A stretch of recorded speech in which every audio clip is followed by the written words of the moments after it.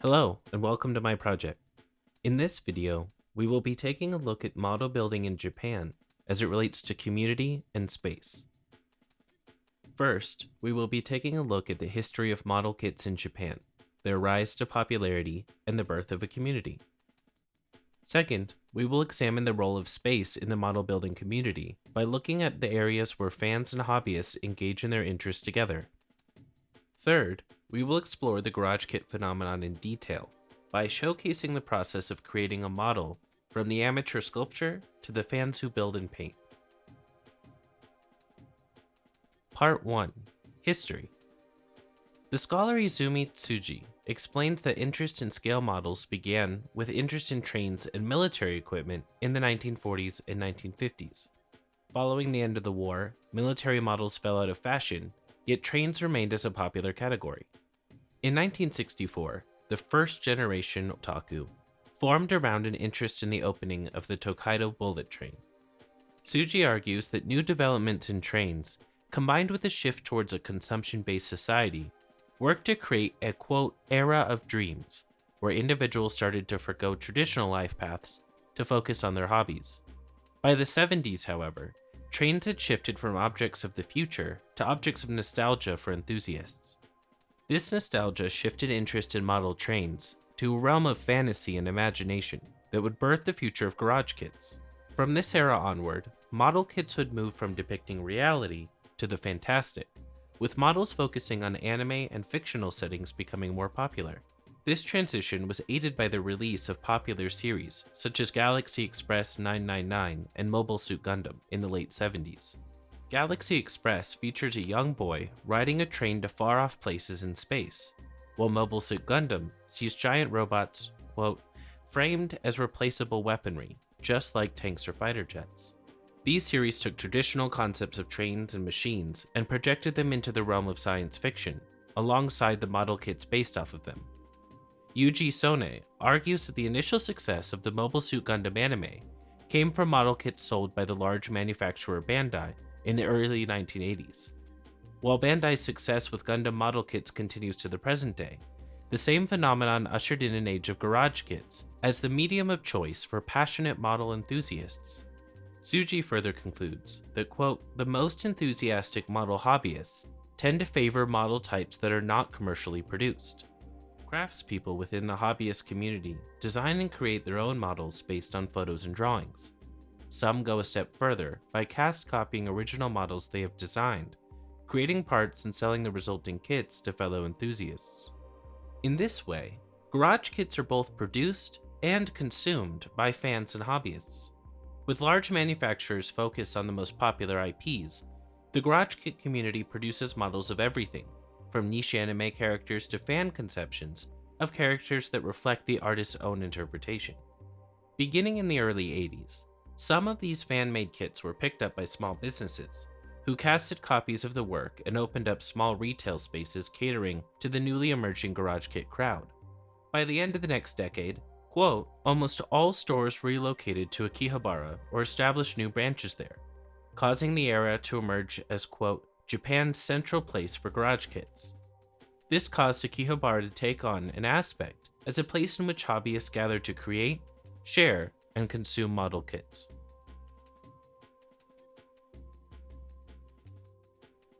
Growing alongside the prevalence of garage kits and hobby retail spaces, a large convention called Wonderfest rose to cater to this new audience. According to the Wonderfest website, the new rendition took place in December of 1988 with 10 dealers and 700 visitors. By the summer of 1989, Wonderfest was bringing in over 10,000 visitors with its products, including Gundam and robots to fan anime sculpts. Wonderfest is now held twice yearly, with guests and dealer counts exceeding 50,000 and 2,000 respectively. To be eligible as a dealer, one must, quote, exhibit and sell items created by oneself or items relating to modeling. Furthermore, the Wonderfest website includes a short manga titled, quote, My First Wonderfest. In this comic, a young girl is taken to the event by a friend and learns about garage kits. In one panel, the comic states that the garage kits are special because they are created by one person as an act of love, and that as a three-dimensional object, they are imbued with more emotion than illustrations or anime. These convention rules and promotional materials indicate how even today, garage kits are intrinsically linked to the notion of fan production and consumption, and the community that creates. Lastly, the Wonderfest website includes a directory of quote, model production spaces, where enthusiasts can rent space, tools, and supplies by the hour to work on garage kits alongside other members of the community. From these dedicated hobby stores to restaurants that permit customers to work on model kits at their tables.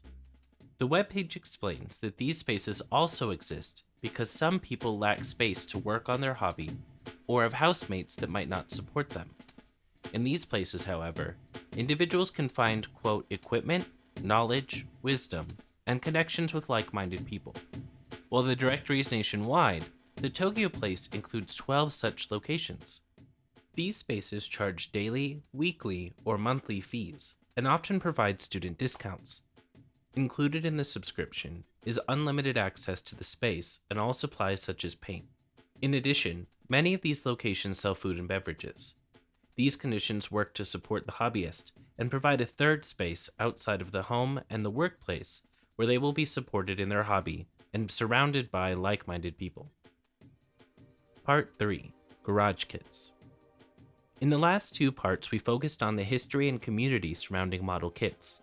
In this final part, I want to showcase what exactly a garage kit is and all the many ways individuals interact with them. To begin, here's a clip from a popular Japanese sculptor. The sculptor creates the original model out of clay and wire.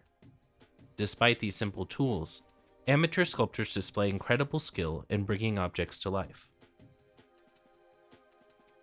After the model is sculpted, it is often recast in resin. This is a process where the original model is used to create a mold, which is often made from rubber. Liquid resin is then poured into the mold, and a copy of the model is created. These copies are then distributed at Wonderfest for fans to purchase, build, and paint. Recasted models from Wonderfest are often sold online as well, typically through Yahoo auctions. Here is a garage kit I purchased. The model has been broken up into parts and cast in white resin. The process is often done in a non-professional manner, and a great deal of the model building process involves cleaning up the model before painting. The process begins by removing mold lines where the two halves of the rubber mold were in contact. This is done with a knife and sandpaper. However, resin dust is incredibly toxic, and care must be exercised when sanding. This creates part of the appeal for the model building spaces in Tokyo, as they provide spray booths that vent harmful chemicals and dust outside of the building. After the mold lines are removed, each joint must be pinned and puttied. This involves drilling small holes in each part. A thin piece of metal is then inserted to hold the joint together. After the pin has been put in place, most joints are still loose and gaps may be present.